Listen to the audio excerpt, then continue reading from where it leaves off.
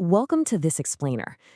Today we're uncovering something that honestly affects almost all of us, but it usually flies completely under the radar. We're going to identify the subtle, hidden manipulation tactics operating just beneath the surface of our everyday interactions. When most of us hear the word manipulation, we instantly think of the obvious red flags, right?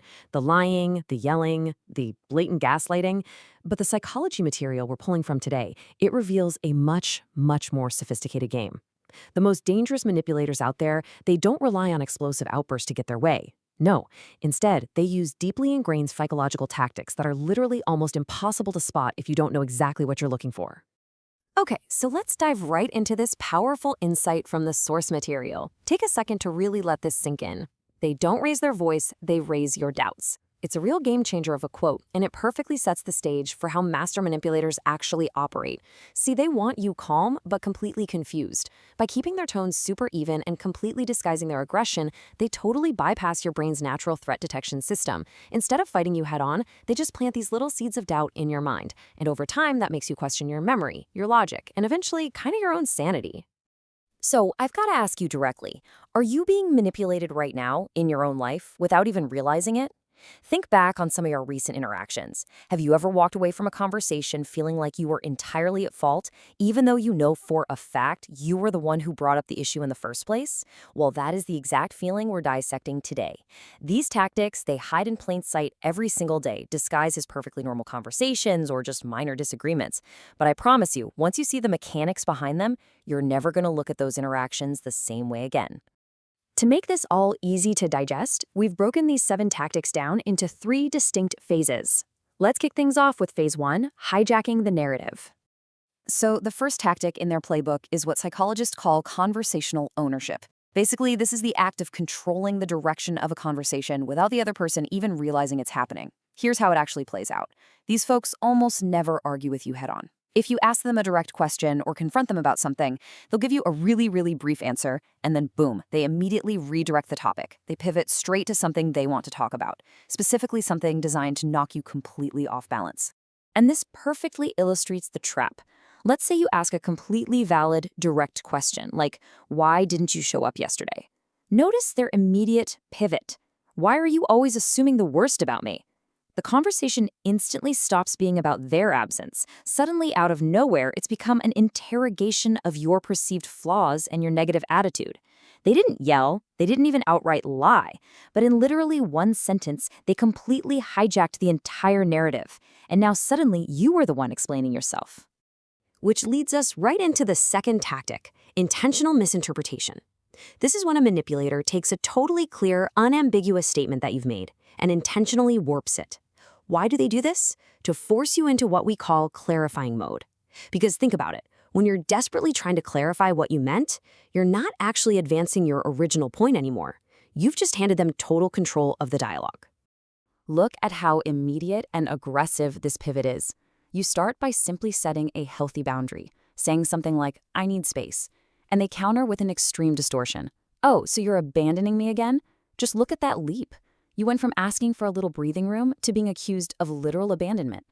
Instantly, your brain just panics. You completely drop your need for space and start scrambling to defend your character, saying stuff like, no, I'm not abandoning you, I just meant. And, well, just like that, they've won. They bypassed your boundary entirely by forcing you to defend your intentions. All right, let's move into phase 2, weaponizing your emotions. If the first phase was all about controlling the words, this phase is all about controlling the feelings. Our third rare tactic is strategic vulnerability. And man, this one is particularly tricky because it looks so incredibly innocent. In fact, it often looks a lot like a deep, genuine emotional connection.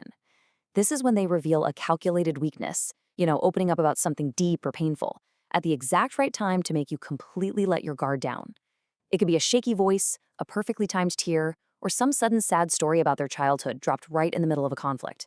Naturally, you feel empathy. You think, wow, they're really hurting right now. I should probably go easy on them. But the crucial takeaway is this. The goal isn't connection, it's leverage. That innocent-looking vulnerability, it's a total setup. The pain they're talking about might even be rooted in some truth, but the timing is weaponized. That display of hurt just bought them complete control over the situation.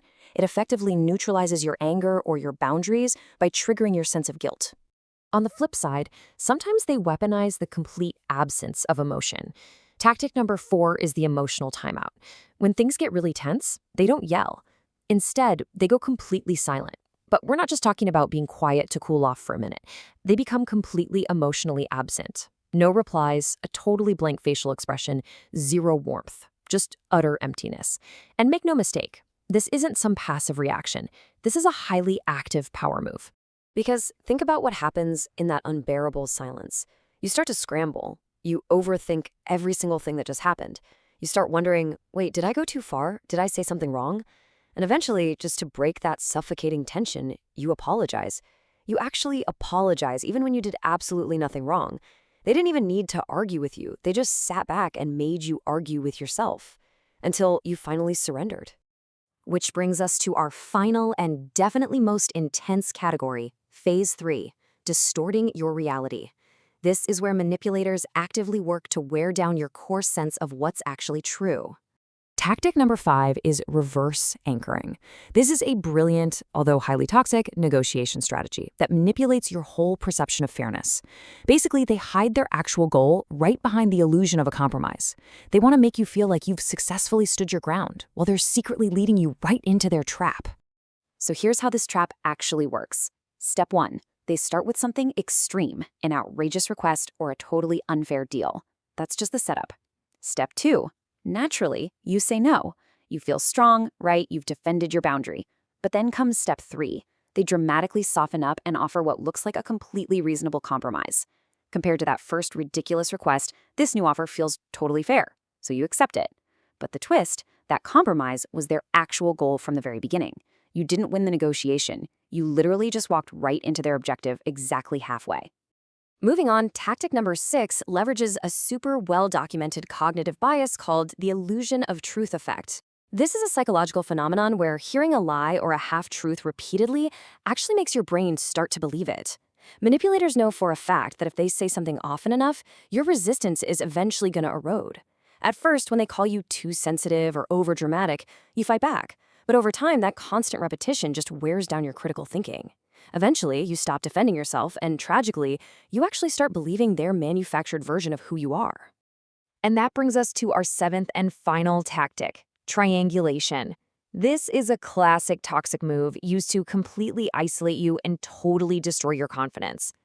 It happens when the manipulator brings a third person, who, by the way, could be real or entirely imagined, into the dynamic just to validate their point and invalidate yours.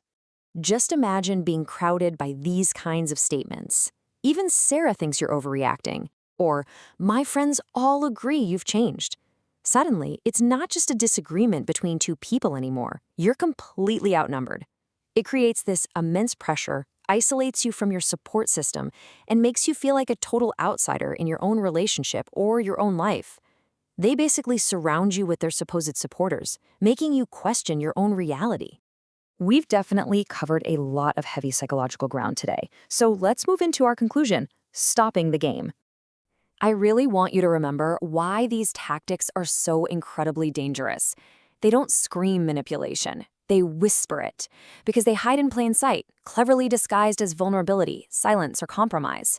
Your awareness is your absolute best defense. A manipulator relies on the dark, right? By bringing these structural tactics out into the light, you effectively strip them of their power. Which leaves us with one final thought to close out this explainer. Now that you see the game clearly mapped out, are you going to keep playing? The moment you recognize the pivot, or that forced silence, or the reverse anchor, you have a choice. You can simply step off the board. Recognizing the game is exactly how you stop playing by their rules. Thanks so much for walking through this fascinating psychology with me today. Stay aware out there.